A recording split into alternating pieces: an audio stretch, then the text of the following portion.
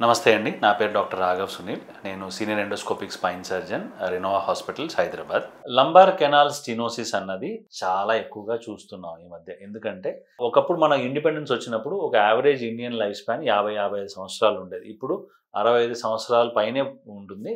అలాగే జనరల్గా మనం ఎక్కువ మందిని చూసేది 80-85 సంవత్సరాల దాకా కంఫర్టబుల్గా ఉంటున్నారండి. సో దానివల్ల ఏమవుతుందంటే మనం ఎక్కువ కాలం నడుము పైన ఒత్తిడి పడే కొద్దీ శరీరంలో ఏ స్ట్రక్చర్ పైన ఒత్తిడి పడే కొద్దీ ఆ ఒత్తిడి పడ్డప్పుడు అరుగుదల జరగడం వల్ల కానీ ఇంకో కారణం వల్ల కానీ ఆ స్ట్రక్చర్ పెద్దదవుతూ పోతుంది. సో మన మెదడు కరెంటు తయారు చేస్తుంది శరీరం నడిపించడానికంటే, అది జనరేటర్ అనుకుంటే, మెదడులో నుంచి వచ్చే మెయిన్ పవర్ లైన్ వెన్నుపూసని కాపాడేదానికి వెన్నెముక ఉంటుంది. వెన్నెముకలో మెడలో 7 ఎముకలు, ఛాతీలో 12 ఎముకలు, కింద 5 ఎముకలు ఉంటాయి.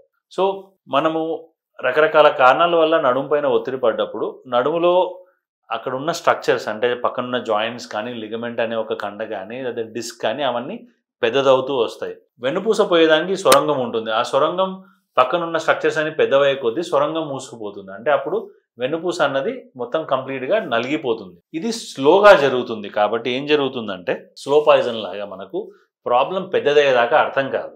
ఏమవుతుంది, నడుములో ఈ ఒత్తిడి పెరిగినప్పుడు కాళ్ళకు వచ్చే కరెంటు మూత్రానికి, యూరిన్కి వచ్చే కరెంటు మెల్లిమెల్లిగా తగ్గుతూ వస్తుంది. సో దీనిలో ప్రధానమైన లక్షణం ఏంటంటే నడక తగ్గిపోవడం. అంటే ఒకప్పుడు కిలోమీటర్లు ఇబ్బంది లేకుండా నడిచే వాళ్ళు కూడా ఇప్పుడు కొంత దూరం నడిచిన తర్వాత కాళ్ళలో ఇబ్బంది రావడం కానీ, నడుము నొప్పి రావడం కానీ, పాదాలు బరువెక్కినట్టు అవ్వడం కానీ, లేకపోతే అసలు కాళ్ళలో శక్తి లేనట్టు అయిపోయి వారు కూర్చోవాల్సిన అవసరం రావడం. నడుస్తుంటే ఇట్లా ముందుకు కూడా వంగిపోతూ వస్తూ ఉంటారు. కొంతసేపు కూర్చున్న తర్వాత మళ్ళీ అంత దూరం నడవగలుగుతారు. అంటే అప్పుడు నరంలో ఉన్న ఈ ఇబ్బంది తగ్గి మరీ కొంత దూరం నడవగలుగుతారు. అలా వీరికి ప్రాబ్లం మొదలవుతూ మనకు బయటపడుతుంది అనమాట. ఒక్కోసారి ఎంత తీవ్రంగా అవుతుందంటే లేచి 10 అడుగులు నడవాలంటే కూడా కష్టంగా ఉంటుంది. నడిచేటప్పుడు చెప్పులు జారిపోవటం కానీ, మనం మెట్లెక్కేటప్పుడు పాదం మెట్లకు తగలటం, గడప ఉంటే గడప దాటేదానికి కష్టంగా ఉండటము, కాళ్ళు సన్నబడుతూ రావడం, కాళ్ళు వాడిపోవటం, ఇవన్నీ కూడా ప్రాబ్లంలో జరుగుతూ ఉండొచ్చు. అంటే మీకు చూస్తూ ఉంటే మీకు కాళ్ళు సన్నబడిపోవడం, కాళ్ళు వాడిపోవడం, మీరు గమనిస్తుంటే కాళ్ళు సన్నబడుతూ వస్తాయి.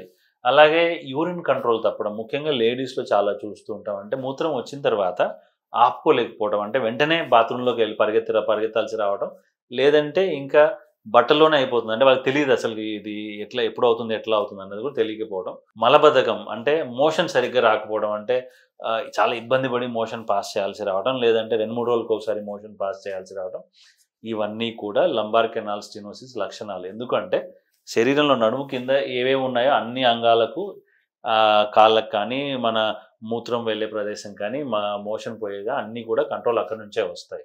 సో ఇలా ఉన్నప్పుడు మొదటి దశలో స్టార్టింగ్ స్టేజ్లో మనం ఇట్లాంటి డౌట్ ఉన్నప్పుడు మీరు మమ్మల్ని వచ్చి కలిస్తే మేము మిమ్మల్ని పరీక్ష చేసి అవసరం అనుకుంటే ఎక్స్రే, ఎంఆర్ఐ తీసి, ఒకవేళ స్టార్టింగ్ స్టేజ్లో ఉంటే దీన్ని మనం ఆపుకునే ప్రయత్నం చేయొచ్చు. అంటే కొంత చిన్న జాగ్రత్తలు, కొన్ని మందులు, కొన్ని ఎక్సర్సైజులు చేస్తే ఈ ప్రాబ్లం పెరగకుండా ఉండే అవకాశం ఉంటుంది. ఇంకా పెరిగి నరం పైన ఒత్తిడి మరీ విపరీతంగా ఉంది, కాల్లో వీక్నెస్ వస్తూ ఉంది అన్నప్పుడు మనము ఎండోస్కోపీ ద్వారా చిన్న రంధ్రంలో పొద్దున సర్జరీ చేసే సాయంత్రం మీ ప్రాబ్లం సాల్వ్ అయిపోతుందంటే మీరు నడుస్తారు వెంటనే.